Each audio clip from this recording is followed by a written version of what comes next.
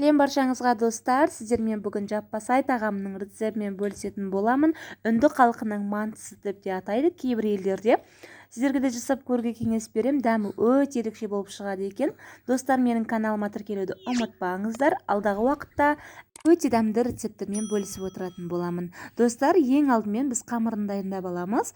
Ол үшін бізге 100 грамм суымызға 1 шай қасық тұзымызды салып, оның үстіне 1 жұмыртқамызды және де 2 ас қасық шамамен майымызды құйып аламыз. Және де тұзымыз ергенше жақсылап араластырып алыңыздар.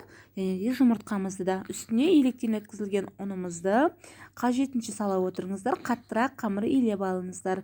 Қатты, арасы тығыз болған қамырымыз бір-біріне жабыспайтын, жайылғанда да өте керемет болып жайылатын керемет қамыр болып шығады.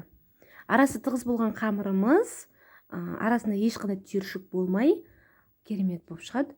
Достар, мұнда 20 минутқа или жарты сағатқа қойып қойыңыздар.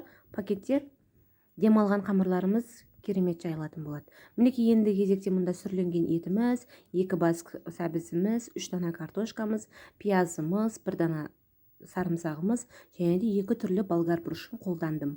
Сіздер енді үйлеріңізде не бар, қандай зат бар, содан жасасаңыздар болады.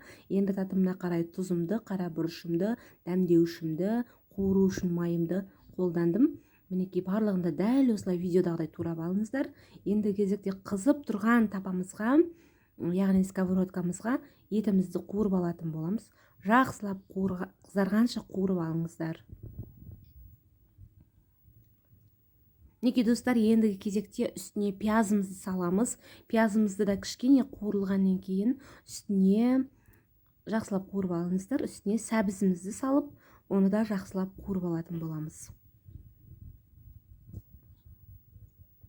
Достар, отбасыларыңызға жасап көріңіздерші. Отбасыңызға да қатты ұнайтынына сенімдімін. Жасап көріңіздер, міндетті түрде дәмі тіпті ерекше болып шығады ғой. Мінекей сәбізімізді кішкене қуырылғаннан кейін оның үстіне тәтті бұрыштарымызды салып шығамыз. Мен отбасым қатты тәтті бұрышты ұнатпайтындықтан жарты бөлігін ғана қолдандым.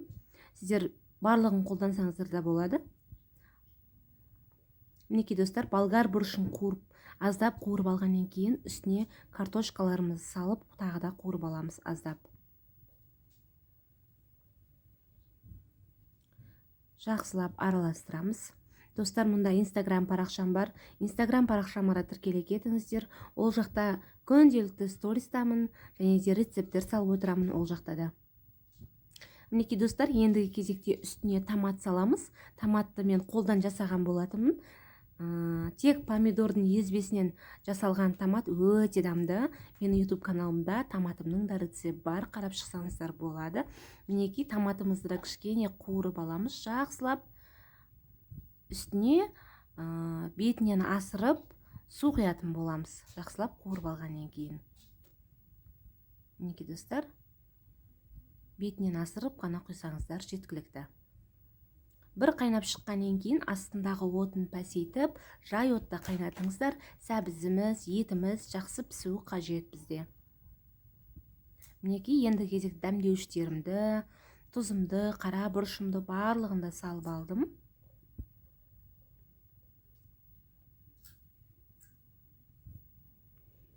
Менде тұздалған ет болғандықтан тұзымды көп сала қойған жоқпын. Аз ғана тұз салдым. Мінекей достар, енді қаппағын жауып, өте баяу отта, жай ғана отта қайнататын боламыз. Енді достар, осы подливамды жасап атып, арасында мен қамырларымды суалаға бөліп қойған болатынмын. Мінекей уже июі қанып, өте керемет жұмсақ қамырларым дайын.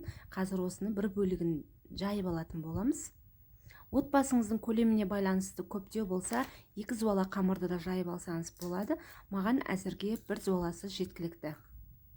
Мінекей достар, жақсылап ұнымызды сеуіп, қамырымызды осылай екі бетіне қарай отырып, баса отырып жайсаңыздар, қамырларыңыз дөп дөңгелек әрі ешқандай жыртылындай жиналып қалмай жақсы жайылатын болады. Мінекей оқтауымыздың да көмегімен дәл осылай басып жүріңіздер. Осы қамыр жаюдың рецебі менің YouTube каналымда да бар. Оны да қарап шықсаңыздар болады. Яғни тұмар қамырларымның рецебі бар. Қыздар барлық шеті біркелкі болып шығады. Мінекей өте жұмсақ, арғы бетінде даже дастарханым көрініп тұр. Көріп тұрсаңыздар, байқасаңыздар, мінекей жақсылап жайып аламыз, дәл осылай. Достар, ендігі жақсылап жайып алған қамырымыздың бетіне мінекей жұқалап жайыңыздар. Міндетті түрде сұйық майымызды біркелкі етіп жағып шығатын боламыз. Мінекей мен қолдың көмегімен жақтым. Сіздер четканың көмегімен жақсаңыздар болады.